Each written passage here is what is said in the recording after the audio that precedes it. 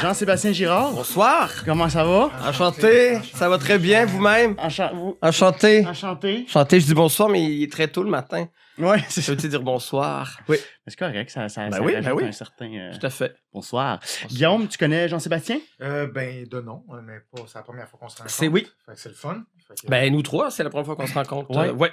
Ben, c'est ça, puis moi, je suis un gros fan de La soirée est encore Ok, jeune. cool. Puis, ça faisait longtemps qu'on voulait t'avoir au podcast, puis ça donnait jamais. Ouais. Fait que là, on est vraiment...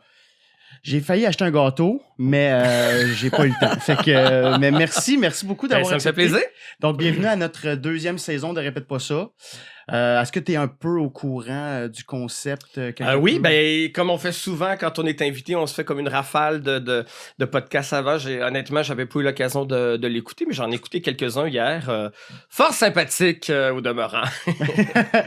Ben, merci. Puis, donc, ben, c'est ça, on garde un peu le même concept que la première année, mais comme je te l'ai expliqué tantôt, on le fait pas sur 1h20 de tu viens d'où, qu'est-ce que tu fais. Mais On veut savoir. On commence Ouais. par là quand même. un point de départ. Un point de départ un peu plus bref. Puis après ça, ben, on va aller dans ton hypocondrie. Parfait. Dépendamment de ce qui nous inspire. Puis de toute façon, tu vas sûrement revenir. Tu es déjà pré-booké en 2019. Ouais. Tout à fait. T'as Excellent. déjà ta date en 2019, 20 et 21. C'est ça. Mais je veux qu'on parle de ton hypocondrie, ça c'est sûr et certain. Ah oui, ben absolument. On a un petit point commun, je Ouais, pense. j'ai de la misère à ne pas en parler. Bon, OK. Je parle juste de ça. Mais oui, ben, c'est ça, si on peut commencer un peu, qu'est-ce qui t'a amené où tu es aujourd'hui? Tu viens d'où? T'es qui? Mais qui est ça? Oui, qui suis-je? C'est un concours de circonstances, en tout cas, du moins que je fasse l'émission La soirée est encore jeune, qui est une émission humoristique. Jamais je pensais dans ma vie que je ferais une émission humoristique, parce que ce qui m'intéressait, c'était plus le sérieux. En tout cas, j'ai toujours voulu, j'étais tout petit, comme ben des enfants qui font ce métier-là maintenant, aujourd'hui, je voulais... C'était des intentions peu nobles. Je voulais être connu. Peu importe par quel moyen là, que ce soit d'être chanteur, comédien, animateur, je rêvais d'être connu.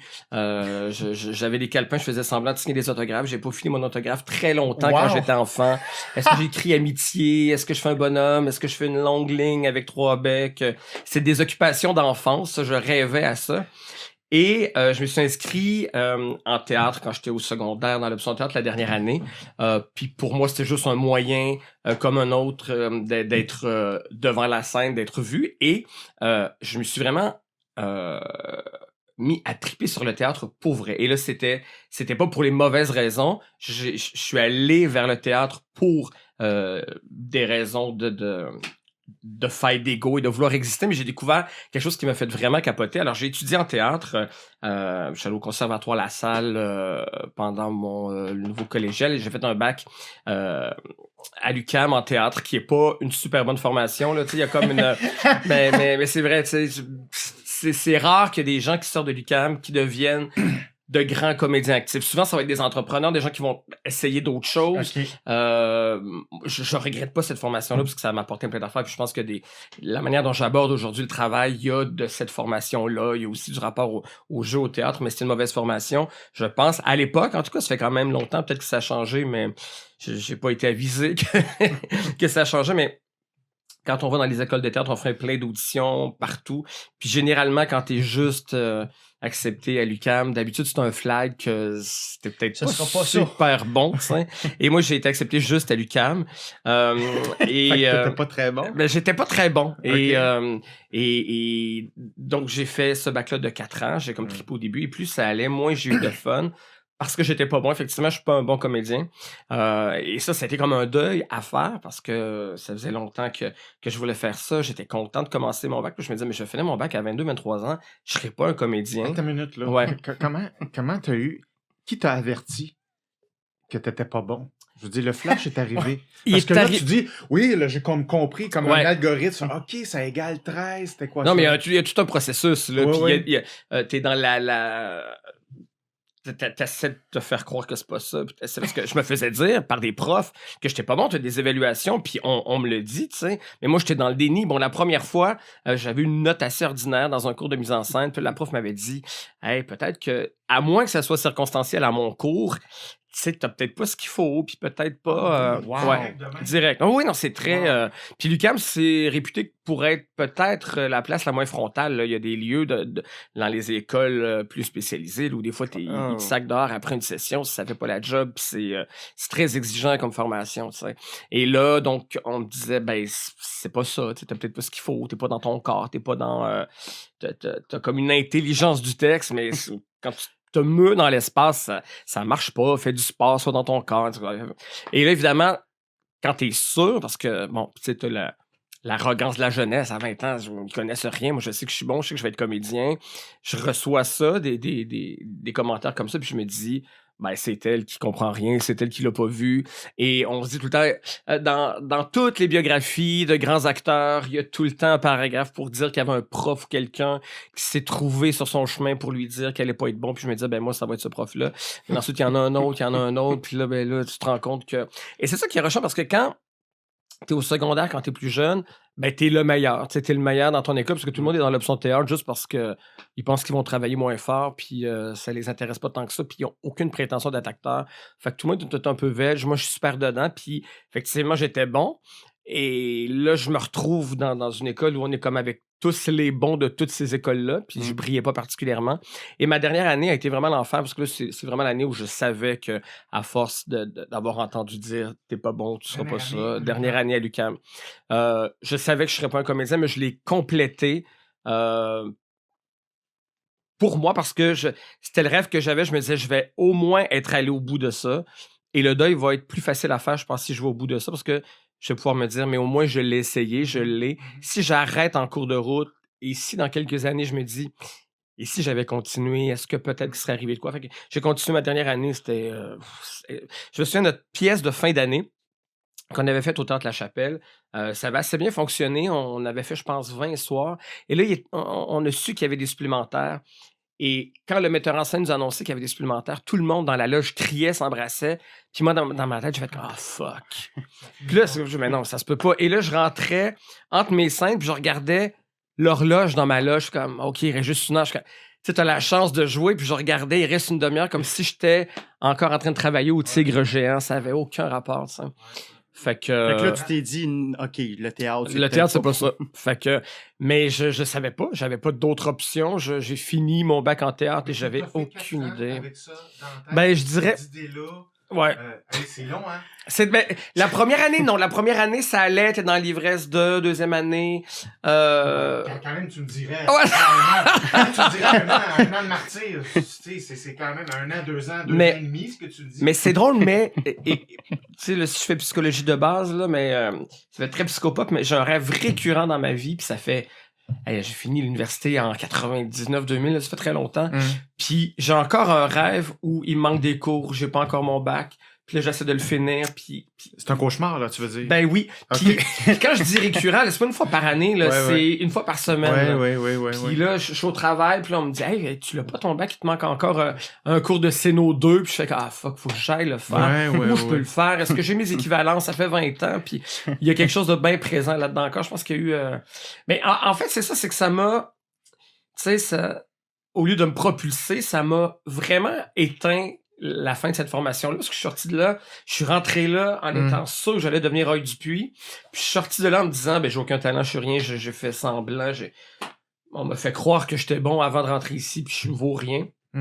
Fait que là, tu sais, ben, j'ai fait de l'animation médiévale dans les écoles, puis je travaillais dans une compagnie qui s'appelait l'Imagerie, puis je faisais le lapin de Pâques à Drummondville dans des services de garde. C'est comme le gros cliché de l'acteur, là. Tu vas faire l'histoire d'un acteur américain qui marche pas, là, c'est sûr que tu le mets dans un Jean Coutu en train de donner des bonbons. Puis, fait que j'ai fait ça pendant 1 an ou 2, puis je savais pas du tout où j'allais, tu sais.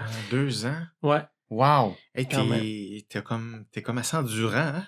Ouais, mais oui. Parce que... mais c'est ça, c'est comme tous mes rêves étaient brisés, j'étais même pas j'étais même pas proactif pour qu'il m'arrive de quoi. Je savais pas, je me disais...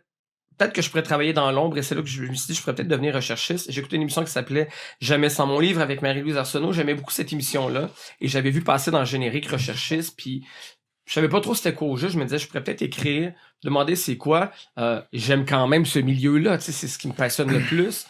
Peut-être que je fais pour être dans l'ombre, tu sais. Puis Et c'est ça. Donc, j'écrivais des lettres comme ça à des gens pour travailler en télé, pour faire de la recherche. Mais tu sais, moi, je suis tombé dans un... Tu sais, bon, chaque génération a son problème, mais tu sais, les X, moi, je suis arrivé, il y avait rien d'ouvert. Il y avait tous ceux qui sont en train de prendre leur retraite là, les baby boomers qui étaient comme partout et qui étaient encore là pour 20 ans. Il y avait comme un momentum de job qui se pouvait pas. Tu rentrais à Radio-Canada où il y avait rien, on n'avait pas de...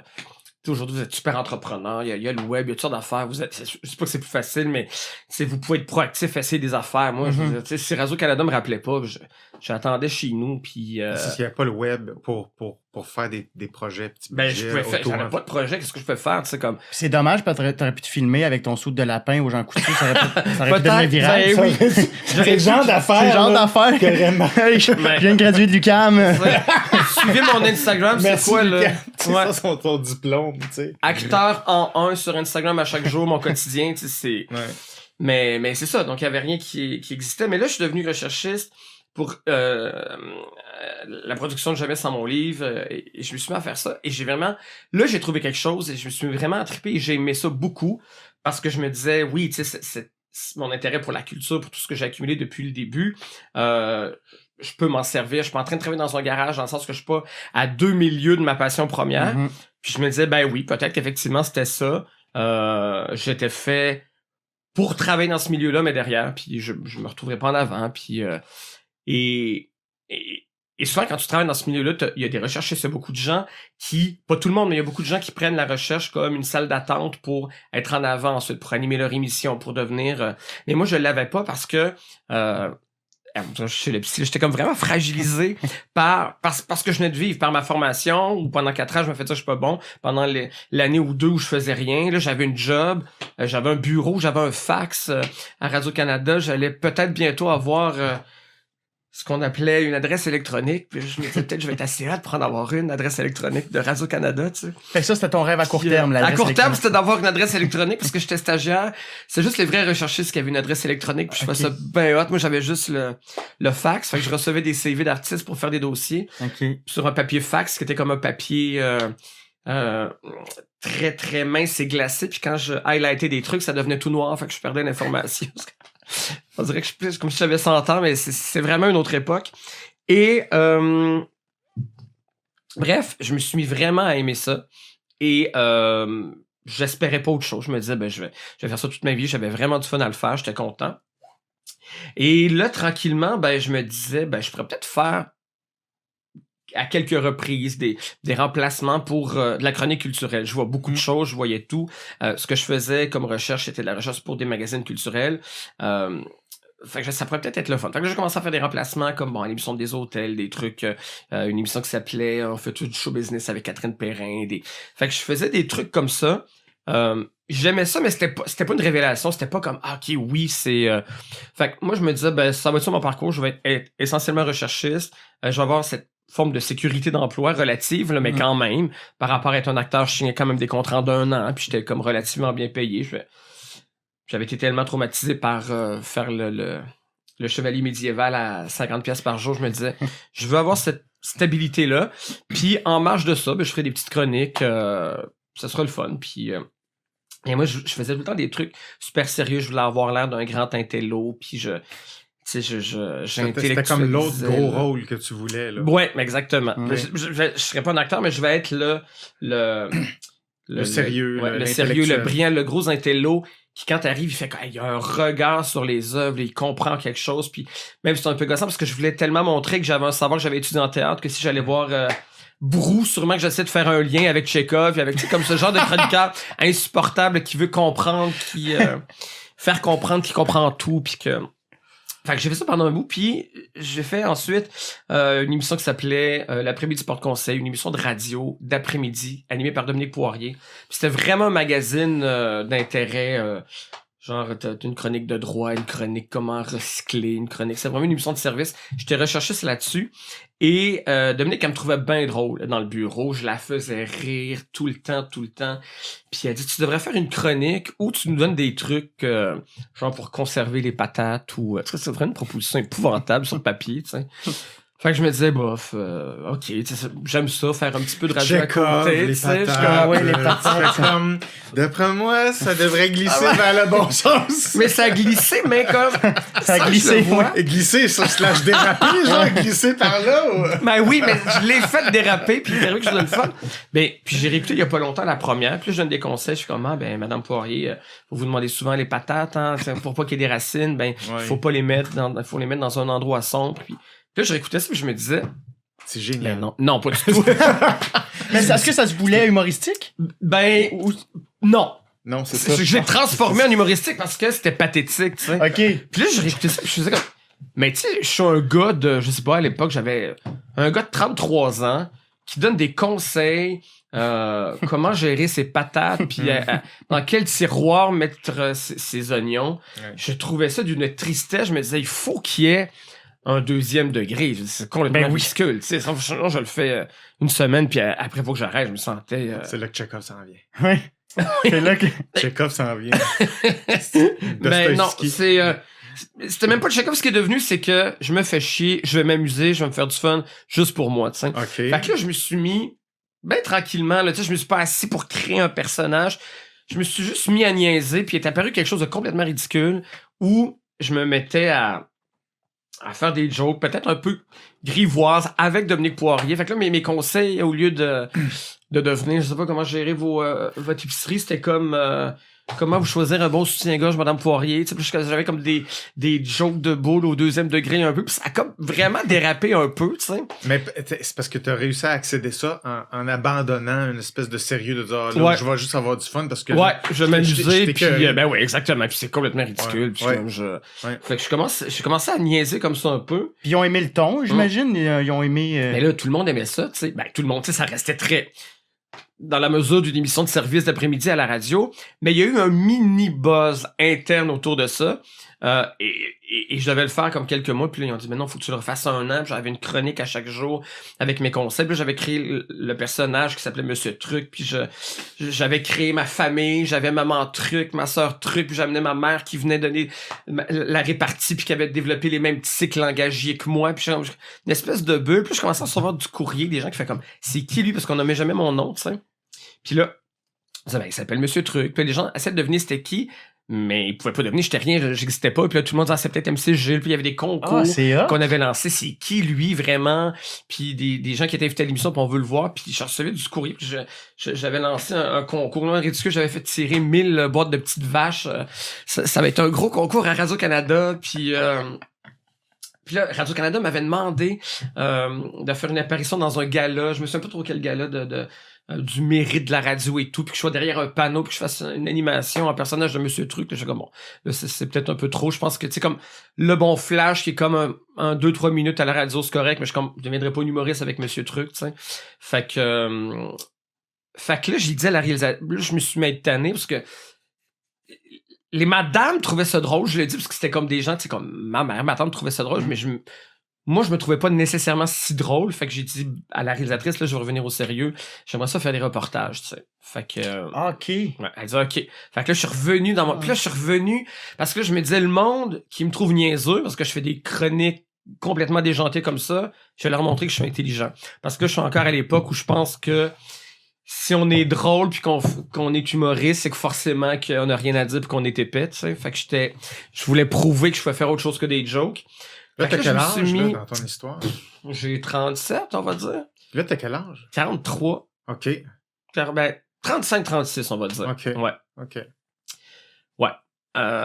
C'est long, tout ça, hein? Mais c'est dans vous autres, à 43 ans, vous allez avoir un Olivier Hommage, imaginez. Moi, ça commençait. Bref. Et là, je me mets à faire des choses exagérément sérieuses, mais tu sais, cliché de sérieux, là. Je fais une série de reportages sur les conditions de vie dans les CHSLD à travers le Québec. Fait que là, je m'en vais, je prends mon char avec mon micro, puis je m'en vais dans tous les CHSLD. Il y a une nuit, je dors dans mon char. Parce qu'on dirait que j'invente une espèce de farce, mais tout ça était vrai. Puis là, je revenais avec mes trucs. C'était correct, mais c'était pas débile encore là, ce que je faisais. Ça, c'était toujours pour la radio, là. Ouais, pour une tout le chronique temps radio. pour l'émission quand j'ai arrêté de faire le fameux Monsieur Truc. Mais c'était pour la même émission. Ouais, donc tout le temps pour la même émission. OK. Je faisais passer les reportages. Ils étaient corrects, mais j'en entendais jamais parler. Je sortais de la régie, la réalisatrice, elle disait merci. Puis je fais comme... Là, je vais faire une série sur les grands prématurés. Fait que...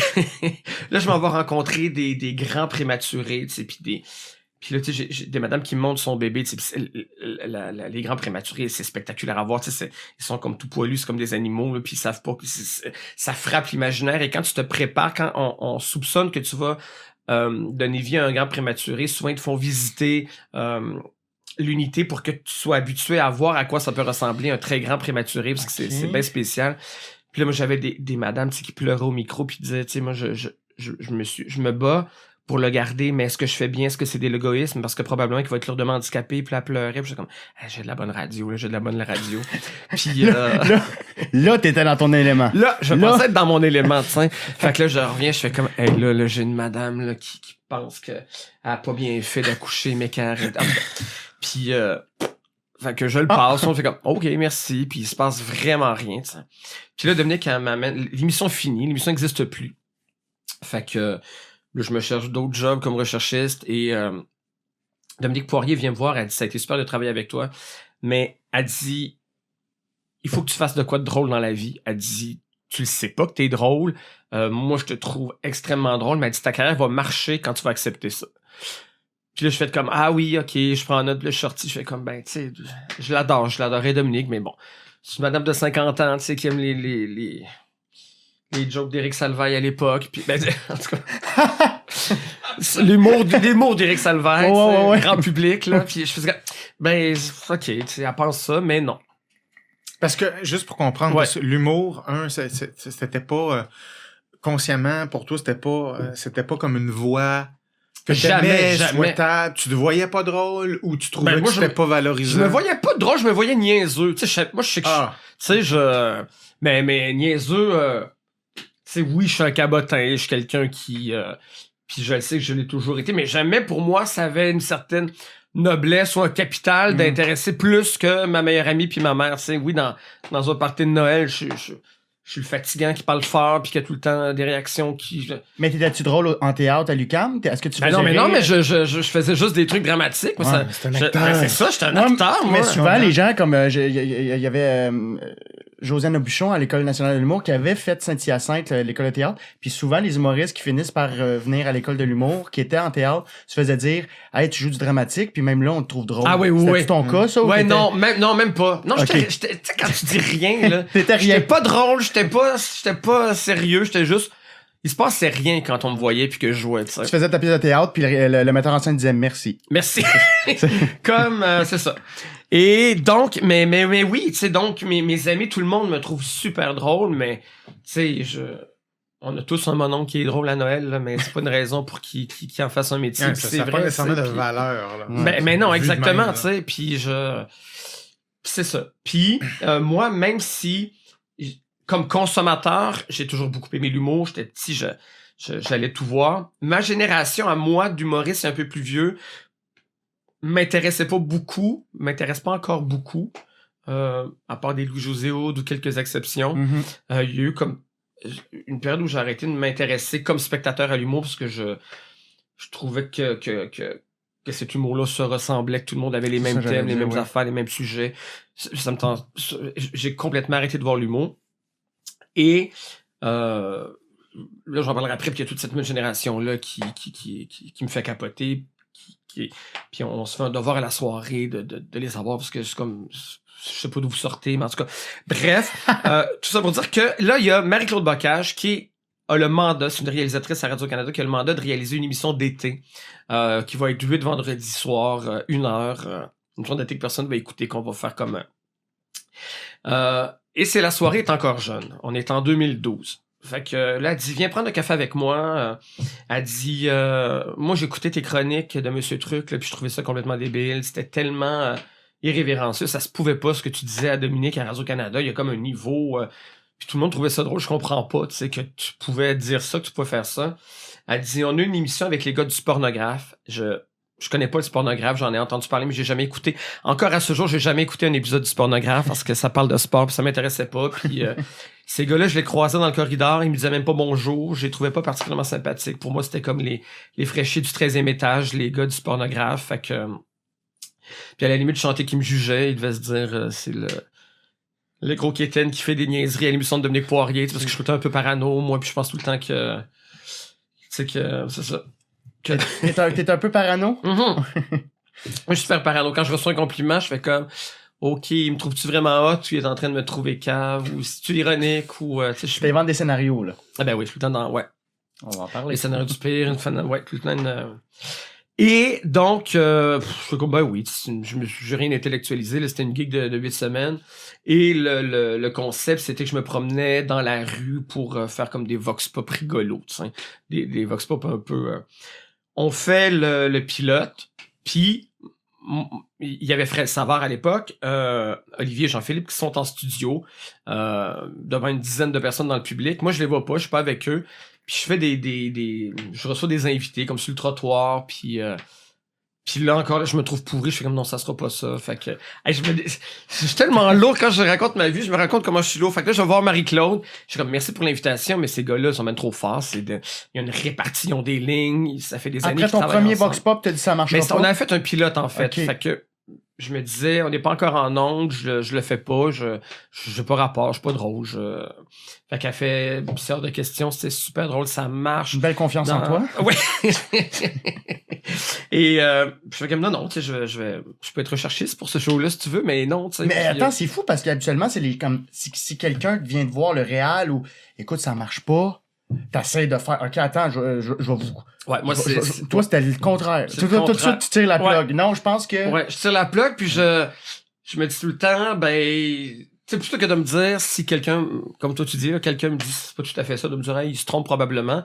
Moi, c'est quand on m'offre quelque chose, j'ai le temps le réflexe de me dire, ouais, OK, tu me surévalues, là. Je pense pas que je puisse tenir la route. T'as trouvé ça drôle 3 minutes, mais je pense pas que... Et pourtant, tu voulais être connu plus jeune que... Ouais, mais là, je croyais... La formation a fait que ça, ce rêve-là, c'est comme... ben ça, parce que là, je vais être connu, mais à l'époque, je vais être connu pensant que j'avais tous les talents du monde. Là, je pense que j'en ai plus après ça, tu sais. Okay. Ouais, mais ça a eu quand même un gros impact, là, cette affaire-là. Ben, énorme. Absolument. Ouais. Il y a vraiment un pré-camp puis un post-camp. Absolument. C'est comme deux personnes, deux rapports à l'ambition, au travail, à ce que tu veux faire, à ce que... Ouais. Quand tu passes devant l'UQAM, tu fais-tu des petits fuck you? Non, mais j'ai... Y a-tu une rage? Mais des fois, tu sais, c'est pas des belles énergies, là, tu sais, mais des fois, je pense à des profs qui ont été vraiment méchants avec moi, tu sais, puis je pense à eux aujourd'hui, tu sais, puis ils existent pas nulle part, puis des fois, on dirait que j'ai comme une petite satisfaction de faire comme, ben, tu sais, peut-être tu me vas passer à quelque part, puis que j'ai du fun aujourd'hui, puis je réussis un petit peu, tu sais. Il y a ce côté-là, tu sais, j'ai vu comme une prof que j'ai vraiment haï parce qu'elle était ordurière avec moi, qui, pendant qu'elle m'enseignait, était bien hot, était partout, puis là, elle est plus nulle part, puis j'étais allé au théâtre la semaine passée, puis elle était devant moi, tu sais, puis je fais, mon Dieu, ça doit faire 20 ans qu'on t'a pas vu nulle part, madame, puis j'étais comme un petit peu fier de... Ah, yes! Ouais, voilà. C'est parce que c'est ça, hein, je trouve ça important ce que tu nommes parce que la façon dont une personne se voit, c'est beaucoup ça qui va déterminer ce qui va apparaître ou l'accès à quelque chose là, qu'on appelle ce que tu vas faire talent. Pour y arriver, puis, ben oui. Ouais. Parce que le talent, c'est faire voir quelque chose avec une certaine facilité, avec un accès. Mais ça, c'est bien. Il y a plein de gens qui ont beaucoup de talent puis de potentiel, mais c'est comme enterré de tellement de couches que là, on voit plus rien. On fait tu vois, c'est parce que t'es ça. Ben, pas nécessairement. Fait que la formation influence beaucoup. Puis surtout, avec qui tu te vulnérabilises, mettons. Quand tu mets ton talent ou toi entre les mains d'une autorité. Ouais, ben c'est tout à fait ça. Cette autorité-là a tellement d'impact de détruire ou de créer ou de bonifier. Puis moi, c'est ou un de thème... détruire. C'est un pouvoir énorme. Je te remets ça entre les mains, tout ce que tu peux faire avec ça. Là, c'est fou, tu sais. C'est vraiment pas... toutes les relations d'autorité, on en parle beaucoup. Là. Ouais. Mais tu sais, à part le MeToo, puis homme-femme, puis machin, puis il y a un article quand il y a une autorité, t'as une responsabilité. Ouais. Puis c'est un pouvoir qui doit être géré vraiment avec la plus grande conscience et empathie et dextérité. Puis Tu vois, c'est ça qui me touche dans ton histoire. C'est pour ça qu'il y a des très mauvais profs aussi, puis il y en a d'excellents, mais Absolument. l'année passée, il y avait un article qui était sorti sur le prof à l'École nationale de théâtre, si je ne me trompe pas. Chez Scott. Oui, c'est ça, qui avait des méthodes de travail un peu dans l'humiliation, semble-t-il, qui s'accrète. Semble-t-il, parce que là... C'est ça, là, mais bref, tu sais, ça a quand même sorti dans le mouvement hashtag MeToo, puis fait que c'est... Fait que c'est ça. Donc oui, effectivement, on me demande des choses, je fais là, c'est pas sûr. C'est comme En fait, c'est que si vous m'engagez, vous me donnez une tribune, vous allez... C'est ça, en fait. C'est que vous allez... Vous trompez, vous allez découvrir... La vérité. La vérité. Et le Jean-Sébastien, en fait, qu'on n'aimait pas à l'UQAM, en fait, à qui on reconnaissait pas un talent à l'UQAM, c'est celui-là qui va se révéler, tu sais. Fait que j'ai dit, OK, finalement, je vais le faire parce qu'elle a insisté. Puis, c'est ça, le reste, c'est de l'histoire pour la soirée. On est dans notre 7e année. Et ça a été... et là, autant que l'UQAM a été comme un jalon négatif, la soirée a été un jalon extrêmement positif. Elle a changé ma vie, tu sais, à plein de niveaux, professionnels, mais aussi à un niveau personnel, c'est cliché, mais je suis comme... depuis la soirée, je suis comme redevenu le Jean-Sébastien de pré-UQAM. Je rêve encore à plein d'affaires. J'ai recommencé sur 2 millions de projets. J'ai du fun. Je suis encore quelqu'un qui doute énormément, mais j'ai acquis une certaine confiance. C'est quoi cet événement-là dont tu parles? Juste me le redire, cet événement-là dont tu parles qui a tout changé? C'est le succès de l'émission La soirée est encore jeune.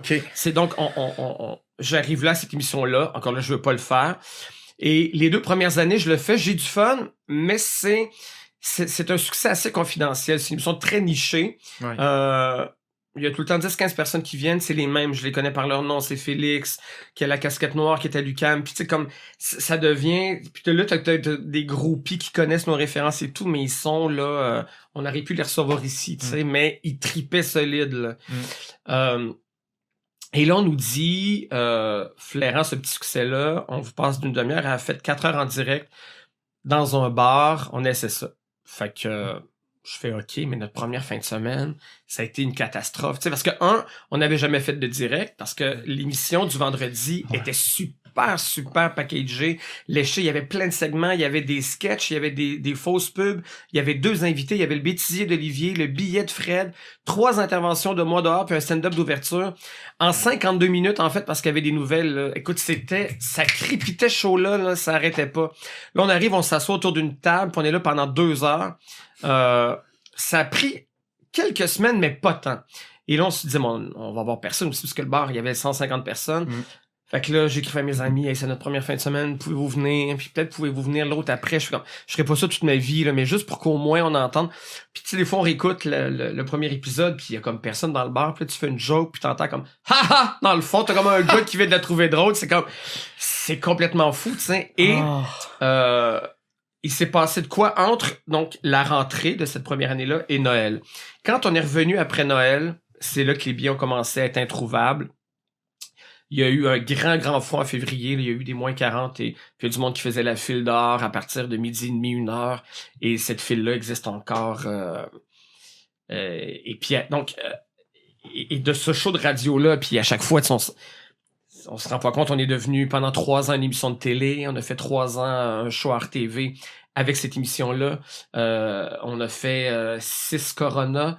On a fait 8 fois le Saint-Denis complet avec un spectacle qui s'appelait Prédiction 2018, qui était comme une espèce de spin-off. C'est Serge Deloncourt qui a fait la mise en scène de ça. On a fait un gros show. Tu sais, c'était débile où mes jingles, je chantais avec, tu sais, comme tout le monde joue le jeu, mais c'est comme si c'était les Beatles qui étaient sur scène. Le monde était debout puis criait mes jingles qui sont des chansons complètement débiles, tu sais, mais volontairement, mais qu'on jouait le... Fait qu'on a fait 8 soirs avec ça. On a eu un Olivier, un Gémeaux. C'est comme devenu quelque chose qui se pouvait pas, tu sais. Parce que c'était comme vraiment la petite gig d'été que je voulais lâcher. Puis qui nous amenait un paquet d'affaires et qui nous amène là à des 2 gros projets encore avec cette émission-là qu'on va annoncer en janvier. Fait qu'on s'est comme trouvé cette gang-là qui était un quatuor, qui est maintenant un trio qui en fait, c'est ça, c'est que ensuite de là, ben, on a d'autres jobs en tant que gars de la soirée, parce qu'on tout ce que j'ai fait après, ben, c'est à cause de ça, tu sais. On nous entend, c'est ce qui m'a permis de faire les échangistes 3 ans, de triompher avec votre beau programme, avec Véro, mais bon, ça aurait pu être un succès, ça, tu sais. Puis bon. Mais ça aussi, ça vient fragiliser quelque chose. Tu sais, tu commences un succès, puis là, il y a un bas. Si tu fais le show Saint-Denis, il y a des affaires, puis là, comme Véro vient te chercher, tu fais comme, OK, là, ça finit plus de grossir, puis là, bang, t'as un petit gros échec. Fait que ça vient comme juste comme rééquilibrer les affaires. Moi, j'ai manqué. L'échec, c'est quoi? Ben, c'est votre beau programme. C'était l'émission de Véronique Cloutier. C'était quoi, une saison à Radio? Ouais, 13 émissions. 13 émissions. C'est son retour en talk show 42. Puis j'étais comme son sidekick. Ça a été un échec spectaculaire. Fait que. C'était le sidekick de Véronique? Ouais. OK. Ouais. Puis là, je me disais, le sidekick de Véronique, je vais être comme Antoine Bertrand aux enfants de la télé, puis ça va durer, puis ça a été vraiment un gros échec, cette émission-là. Fait que tu pensais, oh, yes, OK. Fait que tu fais comme, ouais. Puis là, mais une chance, j'avais la soirée en même temps, fait que ça, t'as l'échec, mais tu traces ça sur d'autres choses, sur bien la soirée, tu sais, mais donc c'est ça. Fait que la soirée, c'est une nouvelle vie, puis ça... Puis je suis encore... Puis c'est ça, donc ça m'a remis... J'ai l'impression que je parle en psychopathe, mais que ça m'a remis en contact avec le jeune Jean-Sébastien à moi, parce que à chaque fois que j'ai une offre de quelque chose, ou qu'on a un prix, ou qu'on a une proposition pour une affaire, je suis tout le temps comme « Hey, wow! » tu sais. Puis c'est moi qui est le plus comme ça dans le groupe. Tu sais, les autres sont comme plus... Ben, tu sais, le parcours a été différent. Jean-Philippe, c'est un gars, tu sais, qui a eu pas mal les choses tout facilement. Il est arrivé, puis il a monté vite, il s'est tout fait offrir les affaires, puis assez rapidement, puis ils sont tous plus jeunes que moi, tu sais.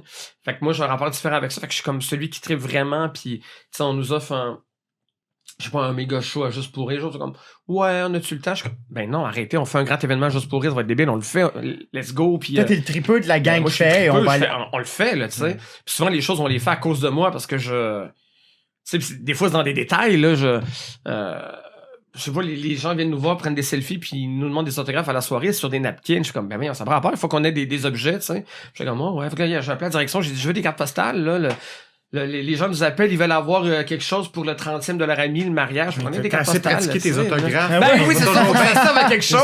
On va pas mettre ça sur une napkin, là, mettez ça sur quoi? Finalement, tu fais la longue ligne ou c'est des petits cœurs, tu mets des petits cœurs, un petit X? Non, mais moi, ce que je faisais, il y avait une ligne, puis il y avait comme des petits bouts au bout de la ligne. Je sais pas où j'avais pris ça. Non, maintenant, c'est juste un petit barbeau, mais, puis pour vrai, tu sais, des soirs après la soirée, je suis super fatigué, puis il y a beaucoup de fans, là, de la soirée, vraiment, là, tu sais, qui viennent de loin ou qui ont des témoignages, là, beaucoup, genre, j'avais le cancer, j'étais en chimiothérapie, puis mon Dieu, que cette émission-là, ça me faisait du bien pendant que je vomissais, puis des affaires de... Oh my God! Tu sais, puis ça aussi, moi, je m'attendais pas à ça, parce que, tu sais, tu fais ce métier-là, en tout cas, moi, pis mon intention, c'était beaucoup par ego, écoutez-moi, puis mais là, je fais comme, OK, au-delà de satisfaire mon ego, ça a une fonction, et toute la noblesse du rire aussi, je l'ai comprise là, à ce moment-là. Et donc là, maintenant, ce que je pense de l'humour a rien à voir avec ce que je pensais il y a à peine 10 ans à peine de ça. Je trouve que c'est un métier extraordinaire. Et donc, en même temps que ça, là, il y a une nouvelle scène voyons, je fais un running gag à la soirée sur... il y avait un segment à Gravel qui s'appelle les humoristes, puis je trouvais ça débile comme nous. Fait que là, on disait, putain, c'est des humoristes ou des humoristes? Là, je suis en train d'avoir de la misère à le dire, les humoristes. C'est ça, tu sais, puis ils sont super inspirants. On en reçoit presque un par semaine de... Tu sais, je suis allé à Zoufès l'année passée, puis le gars-là des Zoufès, je pense sur 20, il y en a un que je trouvais pas drôle. Je trouve qu'il se passe de quoi? Il y a quelque chose de... Je trouve ça... je traite vraiment sur l'humour, tu sais. Mais, tu sais, j'adore faire de l'humour à la soirée dans ce contexte-là. Mais tu sais, je pense pas que je sois un humoriste, je pense pas que je sois quelqu'un qui fasse du stand-up, je suis pas quelqu'un qui irait fait. Moi, je vais dans plein de soirées d'humour, les comédie clubs, tout ça. Pas sûr que je pourrais faire ça. Tu sais, je tripe sur l'humour, j'adore. Ben, peut-être que tu ramenais Monsieur Truc, peut-être. Ouais, c'est ça. Peut-être que t'aurais un bon stand-up. On va ramener des stand-up avec des conseils de patates ou... Mais je pense que tu pourrais. Moi, je pense que tu pourrais. T'aimerais pas ça l'essayer? Aller au jockey un lundi, là? Oui, j'aimerais ça l'essayer, mais j'ai peur, pour vrai. Ben, c'est raison de plus. Raison de plus, ouais. Puis effectivement, c'est pas trop menaçant, tu sais, c'est comme du monde qu'on connaît, tout ça, mais éventuellement, je l'essaierai peut-être, tu sais, mais... Je vais être là. Non, mais j'aime beaucoup tes chroniques... Puis justement, qui est toujours un peu sur ton hypocondrie. Là. Ouais. Ben, c'est ça, on écrit sur ce qu'on est, puis c'est le moteur. Puis Olivier, c'est le running gag qui fait... Olivier, il est comme profondément normal, il y a comme pas trop de névrose, pas rien, puis fait comme, en tout cas, il m'arrive pas tant d'histoires que ça me donnerait tellement du stock pour écrire mes ouvertures, puis écrire mes... mais j'ai tout le temps, il est déçu de son équilibre. Ben oui, c'est ça, son équilibre, le dessert, tu sais, il faut qu'il travaille plus, mais moi, il y a des fois que j'écris une ouverture, puis je me dis, mais j'ai même pas écrit de joke, là. J'ai juste raconté la fois de ma sclérose en plaques, puis j'ai eu des rires, j'ai eu 4 claps, puis j'ai rempli mon temps, tu sais, puis j'ai pas écrit de joke, là, tu sais. T'as juste dit la fois où tu croyais avoir la sclérose en plaques. Puis comme, la fois, puis là, à un moment donné, j'ai pensé ça, fait que j'ai même fait ça, puis je suis comme, ben non, voyons, ça se peut pas. Ben oui, j'ai fait ça, puis... C'est riche l'hypocondrie pour l'humour. C'est extraordinaire. C'est payant, là, plus que n'importe lequel... Fait que t'es un bon conteur. T'aimes ça raconter des histoires. Ouais. Moi, j'aime ça parler, j'aime ça... Ouais, j'aime ça raconter. Quand il m'arrive de quoi... J'ai hâte d'aller super avec mes amis. Hey, j'en ai, là. J'ai 3 potins, 2 bonnes histoires à te raconter. T'as jamais été gêné ou pudique à l'égard de te révéler de même, là? Tu sais, des fois, qui disent, je me révèle, là. Mais constamment. Mais au début, je le faisais vraiment subtilement. Puis là, plus le temps avance, plus je me dis, bon, là, je pense que le monde comprend que je suis un peu crackpot pour aussi bien jouer la carte à fond, tu sais. Puis après 7 ans aussi, j'ai besoin de matériel. Fait que je me dis, bon, ben, si je me révèle encore plus, ça me fait du nouveau stock parce que, tu sais, ça a l'air de rien, mais on a fait 425 émissions. Fait que c'est 425 ouvertures. Nos ouvertures durent chacun 10 minutes. Fait que c'est du stock. C'est une sorte de stand-up de 10 minutes à chaque samedi, à chaque dimanche, qu'on crisse dans les poubelles après. La bonne blague, elle existe plus. Puis il faut recommencer le lendemain. Puis, tu sais, il y en a du stock puis de la joke à trouver. Fait que je me révèle de plus en plus, mais oui, il m'arrive des fois de... Tu sais, il y a ça, puis ensuite, il y a les entrevues, il y a les... tu sais, tout ce que je raconte aujourd'hui, les autres podcasts, puis je suis invité à des affaires plus grand public, ça fait 3 fois que je vais à 2 filles le matin, tu sais, je parlais de l'hypocondrie, je parlais de mon rapport avec ma mère, je parlais de... Là, à un moment donné, je fais, mais tout le monde sait tout, puis des fois, après ça, je me dis, bon, ben, je gagne ma vie avec ça, puis c'est correct, tu sais, mais il y a des jours, je me lève, je fais comme... on dirait que je me sens drôle, je fais comme... bon, tu sais, j'ai pas la popularité de Véro, là, je le sais, là, mais je veux dire, ceux qui me suivent et qui me connaissent, puis qui suivent vraiment nos affaires, savent tout de moi, là. Il y a plus rien qu'ils savent pas. Puis des fois, ça me fait drôle de me promener et de me dire, tu sais, quand il y a une madame qui vient de faire, hey, moi, je vous trouve drôle, je suis comme, cette madame-là en sait presque autant sur moi que ma mère ou mes amis, là. Il reste plus grand-chose qu'ils savent pas, là. Fait que... Mais non, je vois plus le côté payant de ça, puis je le vois, tu sais, quand je commence à raconter... quand je vais faire mon numéro d'ouverture sur un sujet qui est super loin de moi, ça me prend 3 jours à l'écrire, tu sais, mais quand je raconte un truc qui part de moi, ça me prend 20 minutes. Puis des fois, je l'écris, puis j'ai même pas le temps de fournir ma ligne, ma joke, je sais comment qu'elle s'en vient, pour pas que je l'oublie, elle. Puis, mais si je m'écris, puis de quoi si je veux faire, je sais pas, moi, le port du voile, blague. Je suis comme, non, c'est pas incarné, c'est pas quelque chose qui vient me chercher aussi dans des... Mais je suis pareil. J'ai essayé de faire... j'anime un show à Gatineau, puis il y a une animation, j'ai essayé de faire de la politique. Je me suis dit, je vais essayer d'être... Moi, pendant 1 an, je me suis dit, je vais montrer aux gens que je suis intelligent, puis que j'ai des propos. Puis là, j'ai essayé, puis j'ai planté de même. Là, je l'ai fait 2 mois d'affilée. J'ai fait, non, je vais leur montrer, ils ont pas compris. C'est ça, mon clown. J'essaie de faire du Louis T. J'ai fait, OK, non, Louis T, ça lui appartient. Je vais rester avec ma ride d'ambulance parce que je pensais faire une crise cardiaque, tu sais. Ah, c'est intéressant, ça. Ouais. Est-ce qu'il y a ça beaucoup chez les humoristes, cette espèce de moment où tu veux montrer que... Parce qu'il y a un mouvement, là, où... Ben, je dis ça oui et non, tu sais, quand... Je trouve que il y a pas de temps... Ben oui, il y a Louis T qui fait beaucoup du Louis T, évidemment, qui est le seul, mais... L'humour engagé, l'humour très... Ben moi, d'abord, c'est pas l'humour qui me fait beaucoup rire. Tu sais, moi, Louis T, puis moi, j'adore Louis T, là. Quand tu commences par dire je l'adore, ça commence mal, là, mais... Il y a souvent un « mais » en majuscule. Mais pour vrai, je fais des blagues avec lui, tu sais, je travaille aux échangistes, tout ça, tu sais. Mais c'est juste que moi... Tu comprends, d'habitude, il y a « mais » c'est juste que moi... C'est juste que moi, mais c'est juste moi, là, c'est pas les autres. C'est ça. Mais l'humour de Louis T, je serais jamais capable d'écrire comme lui. Je veux dire, il est super brillant, il a une structure. Ouais. Je reconnais l'intelligence de ça. Ça amène une réflexion pour moi. Puis oui, j'ai lu des trucs de Louis T. Je suis comme, oui, effectivement, c'est comme, il vient briser des fois des préjugés que j'entretiens. Il fait un travail super intéressant, mais c'est pas un humour qui me fait rire. Julien Lacroix, je tripe sur Julien Lacroix. Il me fait infiniment rire. Puis je veux dire, c'est la personne la moins engagée au monde, tu sais, c'est des jokes de pète, mais moi j'assume maintenant. Mais c'est un rire viscéral, ça tombe, ça vient du ventre, ouais. Tu sais, puis il y a beaucoup de choses. Tu sais, il y a une différence entre quand tu ris tout seul chez toi de ce que tu vois ou quand t'es en spectacle, l'effet de foule et tout ça. Tu sais, quand j'écoute de l'humour à la maison, c'est rare que je ris. Quand je suis en show, je ris parce que bon. Mais Julien, je vois ses capsules à la maison, je ris de manière sonore tout seul, tu sais. Pour moi, c'est un génie, ce gars-là. Tout est là, puis... Et donc, ça, c'est ça aussi. Tu sais, même comme spectateur, moi, je vais te la paix avec l'idée que je vais aller à Espace Go, je vais aller voir le show du moment là, pour avoir l'impression qu'on change le monde dans la salle, là, mais les shows d'humour, je veux rire. Ça a l'air d'une évidence, là. Mais je comprends exactement. Je veux rire, tu sais. Ça me fait du bien, puis il y a beaucoup de... C'est ça, en fait, c'est que cette nouvelle génération-là me fait rire, mais au sens propre, là, tu sais. Oui, donc Louis T, oui, c'est ça. Donc, on disait que c'est l'humour... j'allais dire l'humour intelligent, j'allais ça parce que c'est comme si ça sous-tendait que... Non, mais je comprends ce que tu veux dire. C'est un humour où on va amener un propos, on va amener... c'est mon opinion à l'égard de cette problématique-là qui se passe en ce moment. Puis des fois, c'est... Mais des fois, j'ai envie de dire, est-ce que... Tu sais, c'est du journaliste, comme t'es éditorialiste à la limite. Tu sais, quand tu m'amènes des chiffres puis que tu me dis... ben, tout le monde pense que tel... je pense, je veux pas les chiffres, on s'en fout, là, mais il dit on parle qu'il y a un problème avec les musulmans. Il dit, savez-vous, ils représentent quel pourcentage de la population? Mettons 2. Puis il parle des Norvégiens. Il dit, ils sont 3. Il dit, quand est-ce qu'on entend, est-ce que vous considérez que c'est un problème, les Norvégiens? Quand un travail d'effectivement les chiffres, pourquoi ce groupe-là? Puis, mais pour moi, c'est un peu de l'éditorial. Tu sais, je lis ça, puis tu fais comme, OK, puis mais c'est pas comme, ben voyons donc, les Norvégiens, ils sont plus nombreux, si tu fous, on s'en est pas rendu compte. Puis tu sais, c'est pas... Mais c'est un autre style d'humour. Je sais pas, toi, Guillaume, si tu si t'aimes ce genre d'humour-là. Mais moi, mettons, ça me fait faire d'autres... Mettons, je vais voir Guillaume Wagner.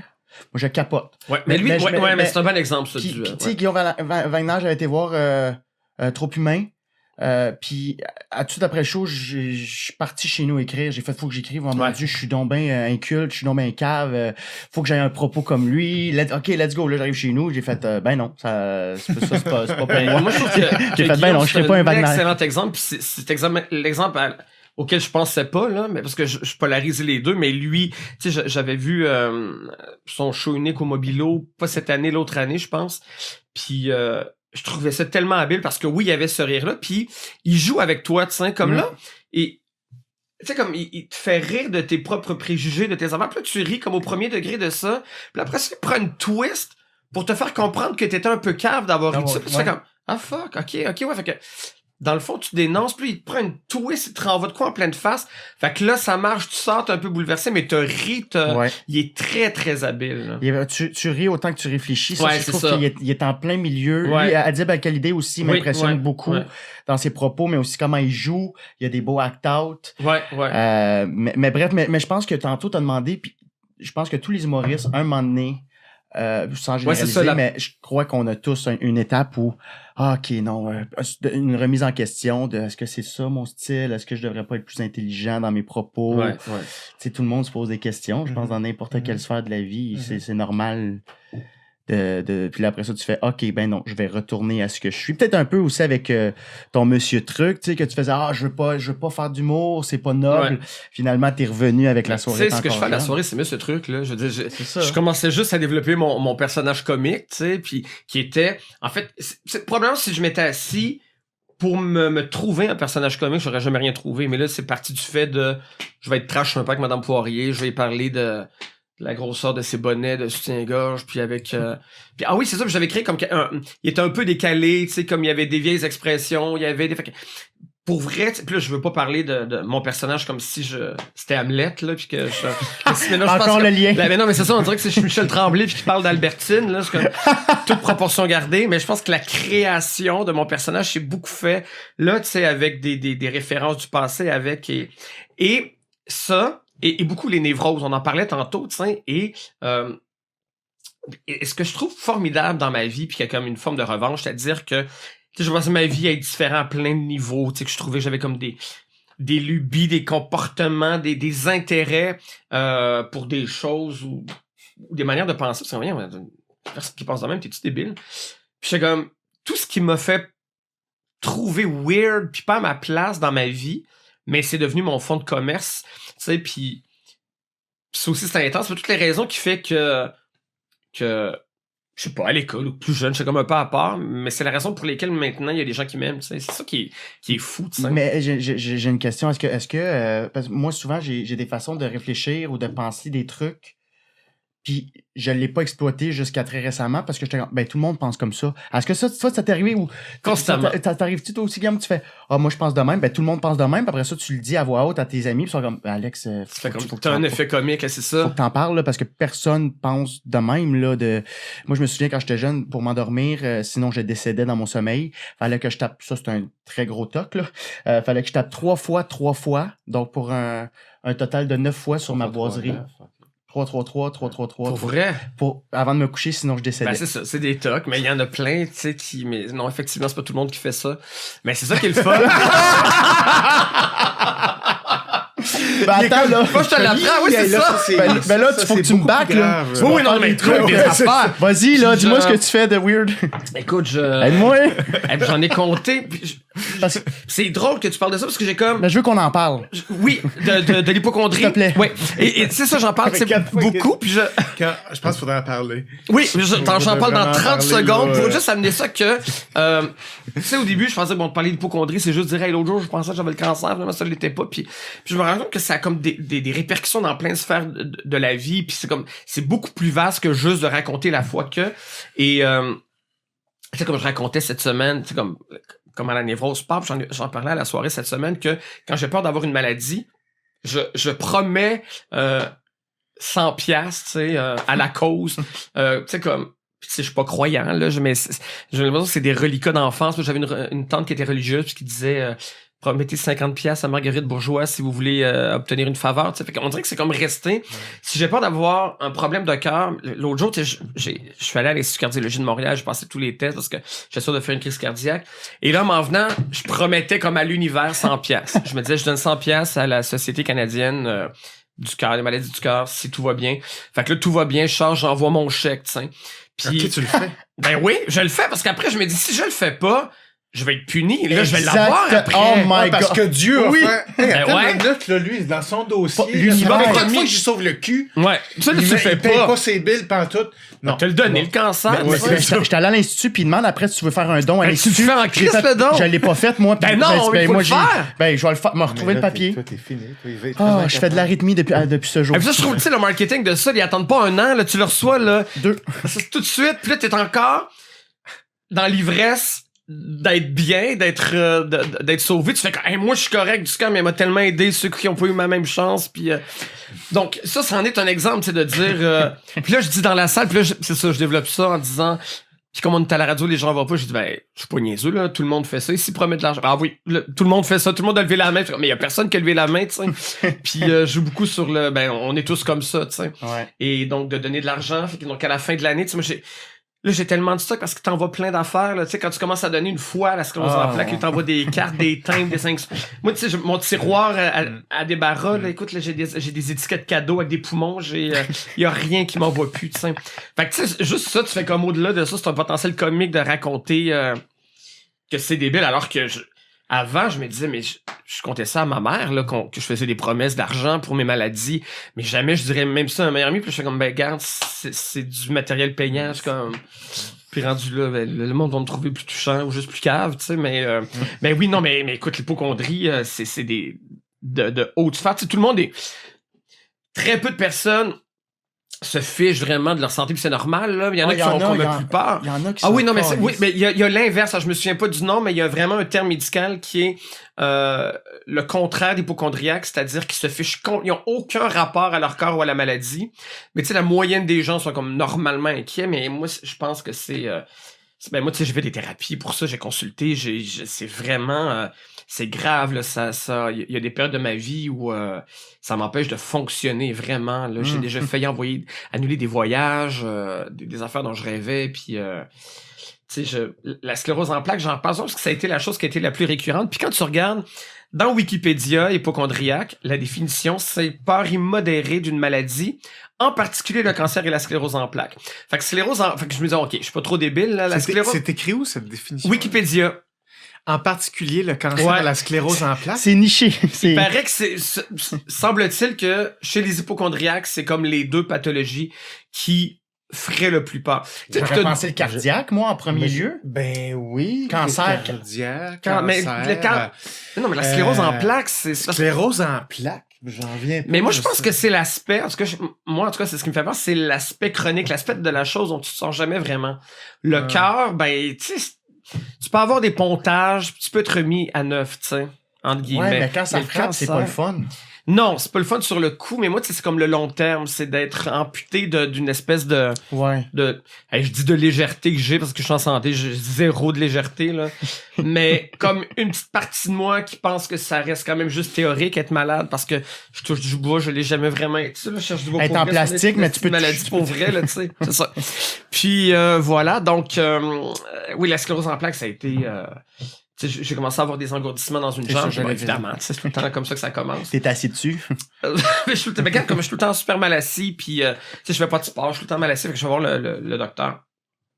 J'ai dit, je pense que c'est ça aujourd'hui, tu sais, puis les médecins, on avait Alain Vadeboncoeur à l'émission, il dit, tu sais, aujourd'hui, avec l'information, là, les gens arrivent pas avec des symptômes, arrivent avec des maladies. Tu sais, avant, les gens disaient, je viens vous voir, j'ai mal dans le dos, puis j'ai une cuisse. Qu'aujourd'hui, ils arrivent, les gens disent, j'ai la SLA, j'ai la sclérose en plaques, ils déclinent leur maladie, ils ont leur maladie déjà, tu sais.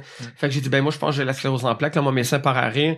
Ça me rassure dans ce temps-là, il me connaît, tu sais. Ton médecin pour rire en partant. Il me connaît, tu sais, puis il a même pas entendu mes symptômes. Peut-être quand il voit le rendez-vous, il fait bon. Ça va. C'est ça. Oh, c'est quoi cette semaine? Il prend des gageures, puis son iPhone est tout ouvert en dessous, puis enregistre ça, tu sais. C'est sûr qu'il y a des collègues qui écoutent. Fait que là, il dit, moi, je pense que tu l'as pas, mais il dit, puis moi, évidemment, j'ai lu les symptômes. Fait que là, tranquillement, j'ai réussi à somatiser les symptômes, fait que je les ai tous. Fait que là, je commence à avoir les fourmillements, comme, proche ici de la joue. J'ai l'impression comme j'ai c'est fou le mental, hein? Qui peut, ça, je l'ai vu en thérapie, là, que, tu sais, que ton cerveau est capable de te donner tous les symptômes. Tu sais, moi, je lisais au début, tu sais, bon, le pouvoir du cerveau, puis ça dit, bon, le stress, tout ça amène des maux de cœur, maux de ventre. Je me disais, mais pas les autres. Puis mon psy me disait tout, là, tu sais, comme les engourdissements, des affaires super pointues, il va te les donner si tu les veux, tu sais. Fait que là, il me dit, va voir un neurologue. Fait que, et là, je me souviens, la date du neurologue, c'était le 2 février, mais là, on est au mois de novembre. Fait que, non, mais c'était l'enfer, tu sais. Ouais. Puis tu sais, le neurologue, c'est pas le médecin spécialiste, c'est le plus difficile à avoir, là, tu sais, là, des dermatologues, c'est pire, puis t'as des... Et là, j'ai passé les pires fêtes de ma vie, puis j'ai des images très claires. Tu sais, moi, j'ai comme comme ça, j'ai 2 portes françaises comme ça, entre ma chambre et mon salon. Puis il y en a, je mets toujours des petites lumières autour. Et là, j'ai installé mes petites lumières à ce moment-là, puis là, je me disais, peut-être que l'année prochaine, je pourrais pas les installer, c'est trop haut, peut-être que je vais demander à quelqu'un du CLSC, puis je suis comme, ouais, mais puis là, je me rendais vraiment dans la réflexion de, je pense pas qu'une madame du CLSC mette des lumières, tu sais, ça doit être des services plus urgents, puis je suis comme, non, j'étais bien. T'es allé loin, ouais. Là, j'étais même, ce qui était loin, c'était même pas de me dire que j'allais pas pouvoir les mettre, c'était, CLSC font pas ça, je pourrais peut-être engager quelqu'un si j'ai encore assez d'argent, puis donc, il y a les étapes Noël.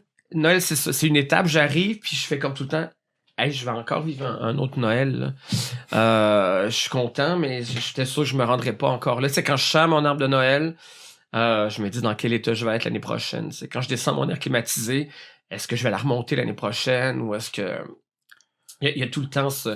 Tu vis en année. Tu vis là. Je vis en jour. En 12 mois. Ah ouais. Les voyages, moi, je suis celui qui prend tout le temps l'assurance. Tu sais, je m'en vais à New York, là. Tu sais, je m'en vais à New York 3 jours, là. C'est comme, il n'y a rien de plus, T'as pris tous les services d'hélicoptère possibles. J'ai pris les évacuations possibles en hélicoptère d'armée. Il a pris sa piqûre contre la malaria. J'ai une rampe d'accès pour ma chambre. Je suis devenu quadraplégique.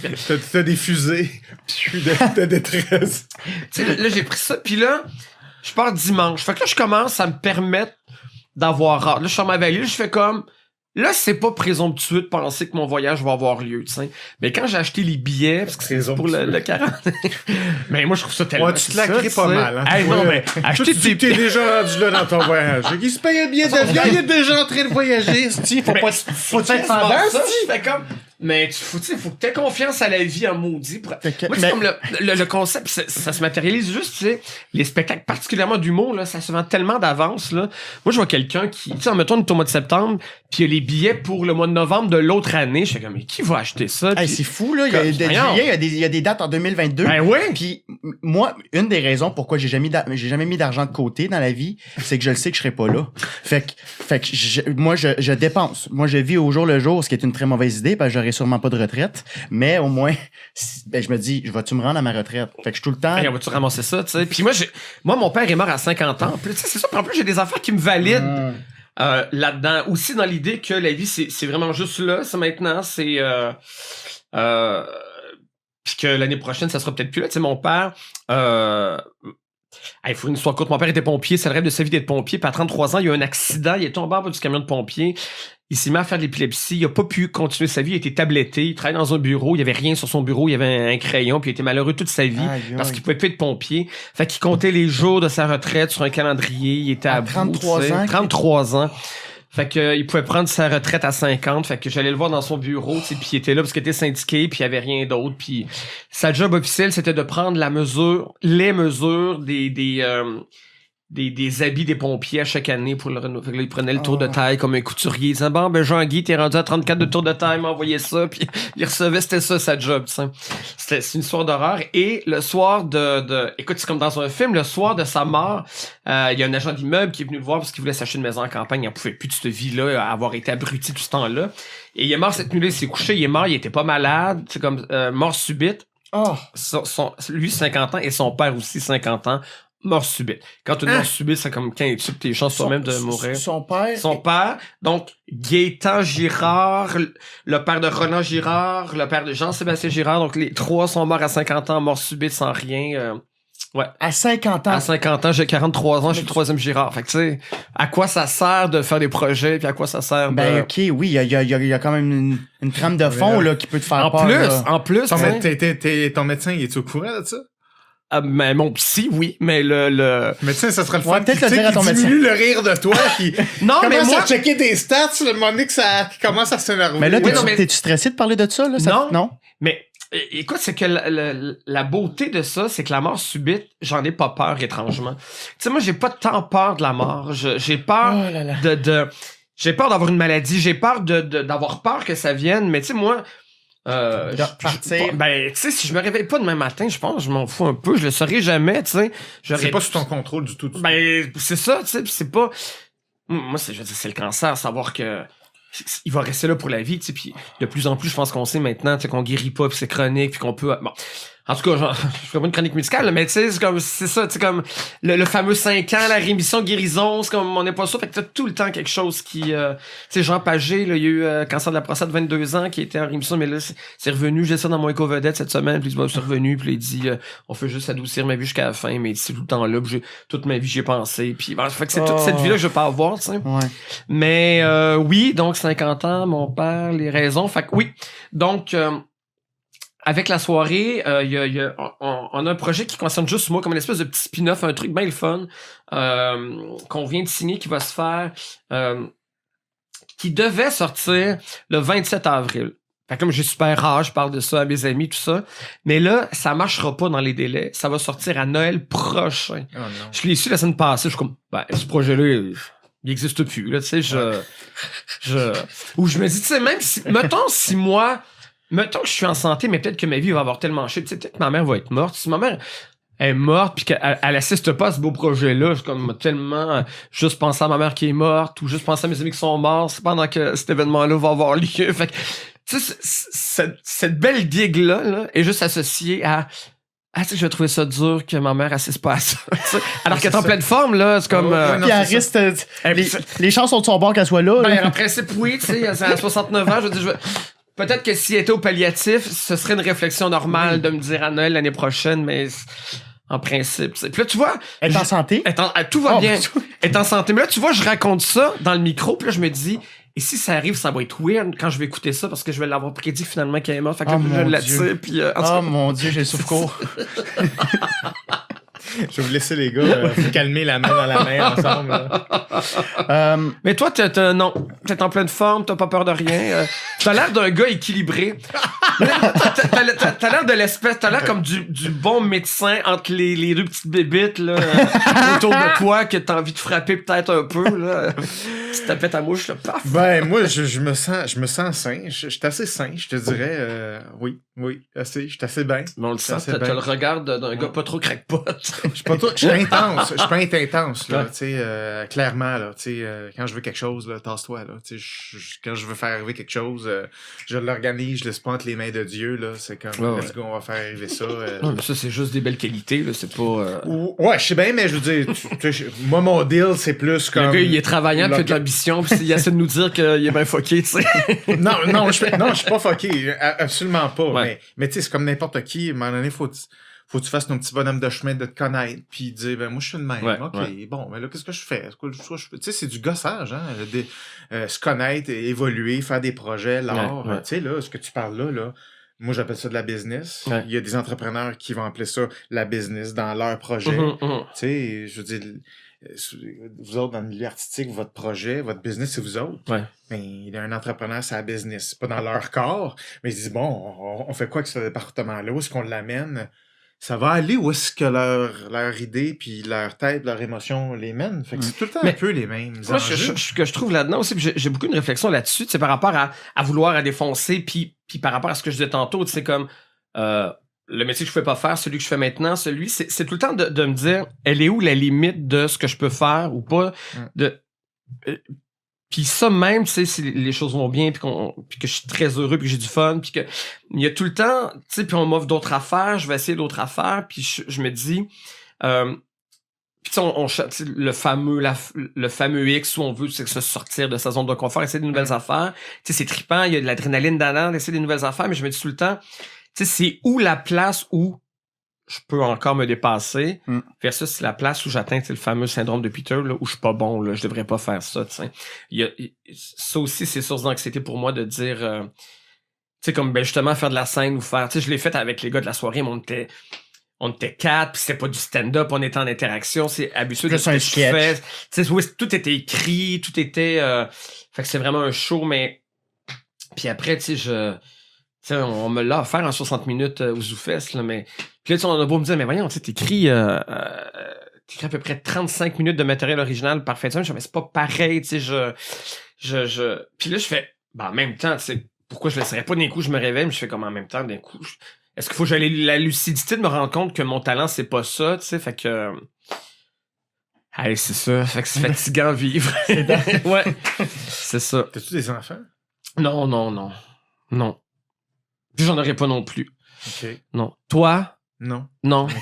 Toi non plus? Non, moi, j'habite dans un 3,5. Moi aussi, j'habite dans un 3,5, Ouais. malgré mon grand âge. Ouais. Ouais. Mais j'aime ça. Pourtant, je suis claustrophobe.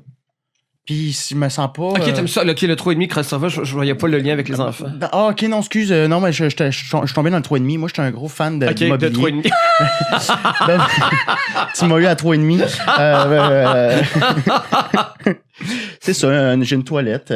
Non, mais j'ai fait mon backsplash. Je veux des enfants, mais je sais pas quand. Ouais. Encore une fois, ça tombe dans je vais-tu être là à 30 ans? Fait que à 30 ans, je vais me poser la question. Mais là, je vais me poser la question à 30 ans. Karim, pourquoi tu te l'es pas posé avant? Ben, parce que je serais peut-être pas là à 30, mais là à 30 ans, il faut que ce soit là. Mathématiquement, là, ouais. Fait qu'il faut que j'aille. Parce que j'avoue, ça, dans la volonté d'avoir des enfants, et ta responsabilité de. Ouais, c'est ça. Hey, tu sais, avoir des enfants, en plus, ça te. Hey, c'est peut-être trop ce que je veux dire. Genre, Là, t'as comme vraiment plus le droit de mourir. Ouais. Là, c'est comme. Ouais, non, mais pire que ça, c'est que j'ai l'impression que en ayant des enfants, tu te retires le droit de décider aussi quand tu vas partir.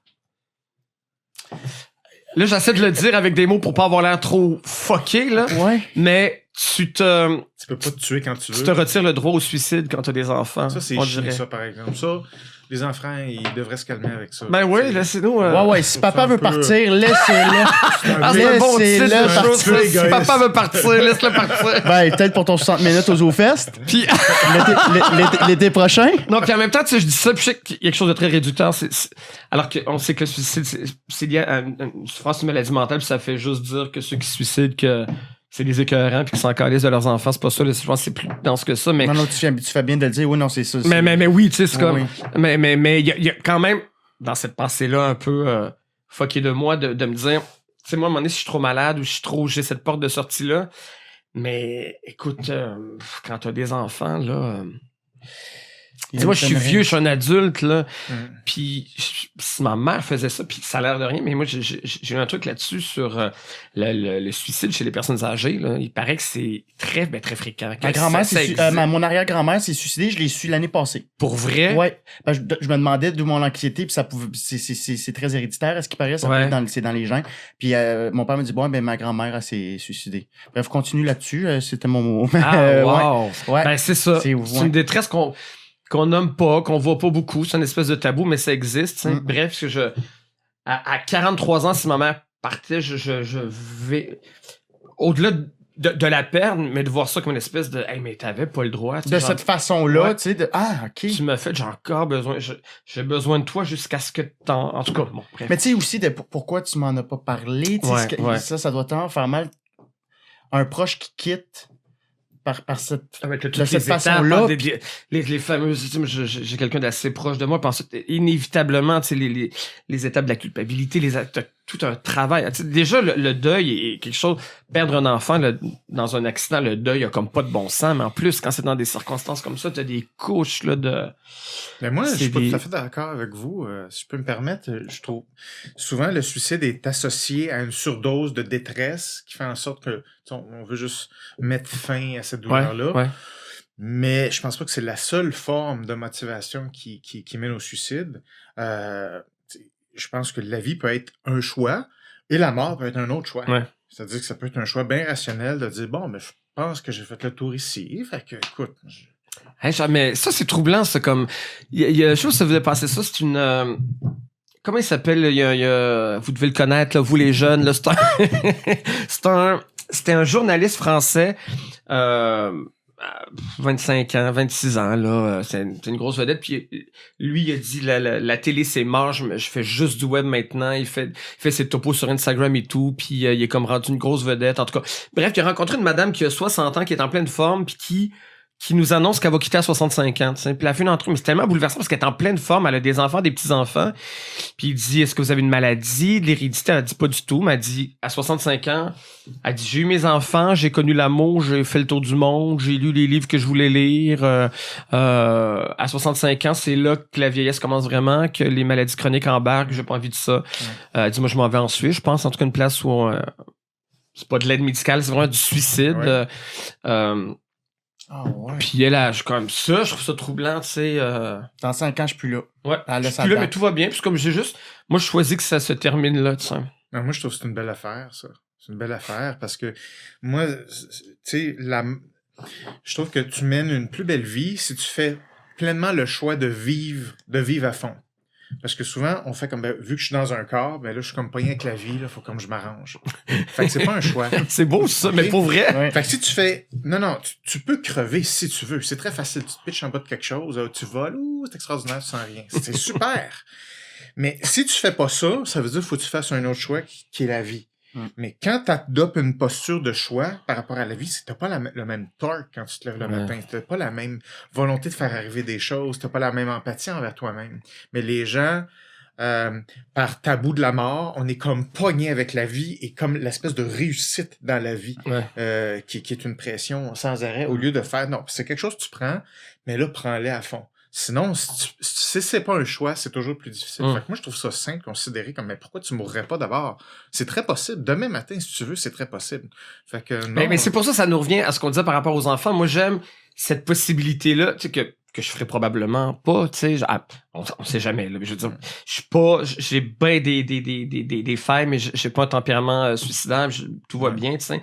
Mais je sais aussi que, tu sais, si je perds du monde demain et que j'apprends que j'ai cancer du foie, ça se peut que demain je change d'idée, tu sais. Puis j'aime savoir que même si je le fais jamais, que cette porte-là existe. Personne n'est à l'abri, tu sais, d'une méga dépression ou de justement plein de facteurs X qui arrivent au mauvais timing tout le temps. Puis là, c'est wow, tu sais. On en parlait à la soirée en fin de semaine, j'avais entendu, je pense que c'est un psy qui disait qu'on est tous à 3 événements, peu importe là, notre statut social, notre richesse, on est à 3 événements de l'itinérance, t'sais. ça peut être 3 événements, puis ben tout à fait, tu sais. C'est une moyenne pour exprimer, bien sûr, là, mais tu sais, tu perds ta job, t'apprends que tu as une maladie, tu perds ta blonde dans la même journée. C'est une grosse journée, là, mais ça peut te mener à une détresse qui ensuite fait que c'est tellement fragile. Là, on est tous les 4 dans une richesse. Je connais rien de nos 4, mais on vit tous dans une abondance et une richesse présentement. Là. On a un 3,5, on est en train de jaser, là, c'est comme ça. On a des micros, on n'est pas en train de chercher de l'eau, là, pour nos enfants en soir, là. On jase de nous dans un micro, c'est extraordinaire comment on est chanceux. Si là. mon chauffage peut monter à 22, moi. Je suis bien heureux avec ça. Surtout que t'as l'eau courante, t'es correct. Mais pour vrai, oui. Puis on va terminer là-dessus parce qu'on Chuck me confirme qu'on a plus de temps. Oui. Mais sur ce, je veux que est-ce que tu aimerais ça revenir? Moi, j'aimerais vraiment plaisir, pour vrai. Une deuxième heure, troisième œil. on revient au théâtre. Avec plaisir. Mais j'aimerais bien ça. Là, je vais avoir plein d'expériences de nouvelles névroses. On t'en souhaite. On t'en souhaite. Ça pourrait devenir mon nouveau psy gratuit. Mais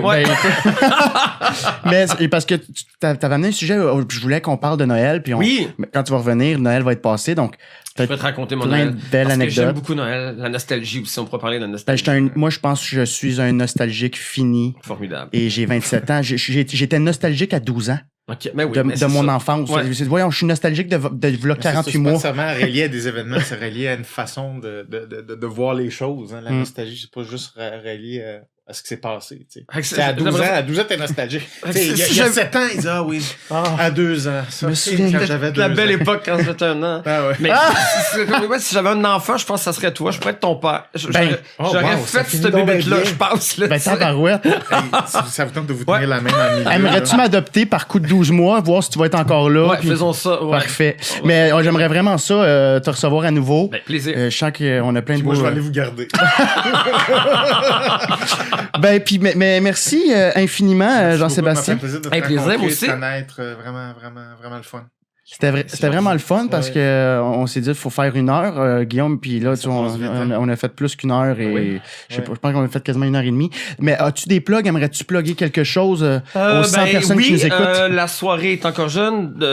On continue ça jusqu'au mois d'avril, 7e saison, du samedi, dimanche de 5h à 7h, ici Radio-Canada Première. Je suis aussi co-animateur de l'émission. Voyons, je suis dû pour des vacances. Esprit critique. Voilà, Esprit critique sur ici RTV avec Marc Cassivi et Rebecca McConnell. C'est très bon, ça. J'ai écouté pour la première fois. Il y a quelqu'un qui m'a tagué. OK. Puis je le savais pas que cette émission existait. Félicitations. Ben merci. Ouais. Vous étiez à Ottawa. Que j'adore. Oui, j'étais avec Jean Chrétien. Jean Chrétien. Ouais, j'ai bien aimé ça. Cool. Fait que je fais ça. Sinon, c'est ça. Ouais. On peut aller liker ta page Facebook. Oui, absolument. C'est le même nom, je crois. Hein? C'est le même nom, c'est ma même page. Ouais. Parfait. Ben merci infiniment. Puis Guillaume. Quoi? Si jamais c'est mis en ligne cette année, je sais pas. Non pas que j'ai peur de mourir, là, c'est parce que j'ai une émission qui est le 31 décembre. Oui, faites des dons. Oui, c'est ça. Alors, le 31 décembre à 17h sur ici Radio-Canada Première, j'anime une soirée qui s'appelle Jean-Sébastien et ses dindons de la farce, où je vais être entouré de Maud Landry, Alexandre Forêt, Pierre-Yves Desmarais, puis 2 autres personnes. Voilà. Qu'on découvrira le 31. Qu'on est comme dans un comedy club, on le sait pas d'avance. Ça va 2 invités mystères. 2 invités mystères, voilà.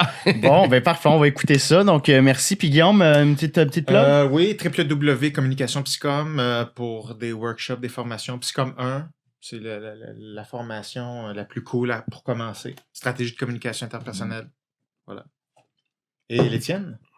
alexandredion.com pour chacun c'est qui Étienne bonne personne. alexandredion.com pour mes billets pour mon show solo en rodage Balloon au pluriel. Bon, c'est ça. Et abonnez-vous à ma page Facebook, Alexandre Bisaillon. Abonnez-vous à notre Patreon. Chuck, le mot de la fin? Oui, merci. En passant, je sais que tu me vois pas. Jean-Sébastien, je suis en arrière. Je te remercie pour ton témoignage. Pour vrai, c'est vraiment très, très, très le fun. Pour vrai, d'entendre ton histoire parce que, je sais pas, depuis le tout début, on te connaît de la soirée, mais là, d'entendre ton histoire, on l'avait jamais vraiment entendu de la soirée. Même si tu dis qu'on te connaît, t'es transparent, puis on te connaît au complet, d'avoir ton histoire de A à Z, c'est vraiment très le fun. Et puis, ça nous permet de te connaître mieux. Merci d'avoir été là. Moi, je vais m'adresser ici aux gens sur Patreon. Merci de vous inscrire à chaque, à tous les nouveaux qui sont là à chaque semaine, qui viennent s'ajouter. Et merci aussi à ceux qui viennent partager le show, en fait, et dire dire aux autres qui écoutaient peut-être Répète pas ça, qui ne savaient pas si c'était revenu. C'est revenu. Donc, merci aussi de nous partager, dire qui que vous voudriez avoir durant le show et aussi de laisser des commentaires sur Facebook et sur YouTube. Merci, Chuck. Et on est en nomination aux Oliviers et on a perdu. Yeah! Mais félicitations à Mike Ward sous écoute. Mike, je t'aime. Félicitations à toute l'équipe. Vous avez un solide podcast et félicitations encore une fois. Merci encore une fois. C'était un autre podcast de l'épisode. C'est un autre épisode du podcast Répète pas ça. Épisode numéro, je le sais pas encore. Ça va sortir en même temps que on va tout le savoir en. Je sais plus ce que je dis. Merci. T'as-tu vu? J'ai perdu confiance en moi, là. T'es brisé. C'est ça, tout le temps j'ai brisé. Ça, hein. T'as-tu vu quand j'ai perdu confiance? T'as-tu vu? J'ai tout lâché. J'ai fait, oh fuck, ça va être écrit en bas de l'écran. Merci, salut.